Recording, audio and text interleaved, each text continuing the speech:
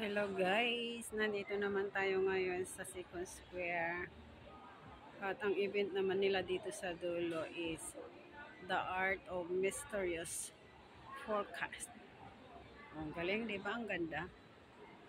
Yan yung dito sa entrance, yan yung makikita mo. Ang ganda. Dito rin sa kabila. Yan din siya guys. Ang ganda pag nasa garden ka, no? Ayan. Diba? Ito naman yung mga store dito. Mga sari-sari din yung paninda nila. Mga stone. Ayan siya guys. Mga bato. Mga yan. Iwan ko kung yung mga bato-bato na ganyan. Ayan siya guys. Crystal. Ayan oh guys. Crystal. Crystal ni Madam Auring. Yung mga books.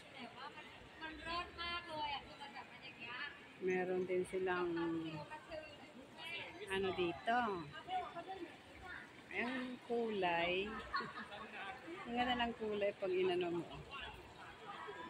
O, diba? May fountain sila. Gandang lagay sa garden.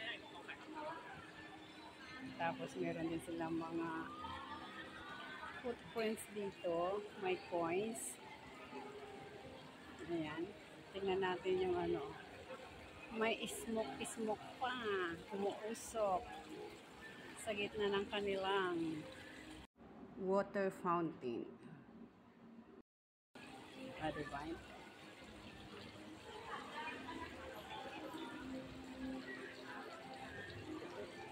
Ghost Tarot.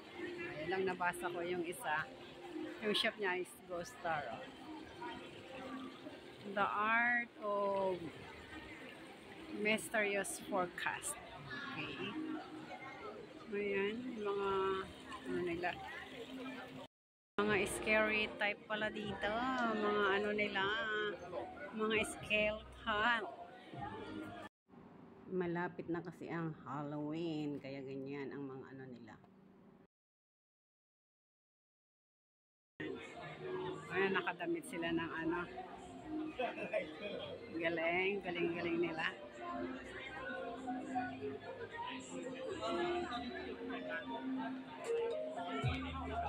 Dito naman, meron pa silang ganyan. Ano kaya yan? Ang ganda oh. Tsaka ito guys, oh. Hindi ko alam kung ano yan. Parang skeleton yata ng isang ano. Skeleton ng isang hayop. Hindi ko alam. Pero parang ganun na siya. Tapos dito guys, tignan nyo. Mga art nila. O, diba? Yan yung panlaban ng warrior. O, diba? O, yan. O. Ayan, yung nakahawak ng ano. The Warriors. Dito sa dulo kasi puros mga hilig. Mga ano nila, puros mga art. Ito, close up natin to. Si Warrior. O, diba? Katakyot. Exhibition. O, yan. Mga art nila. O, diba yan?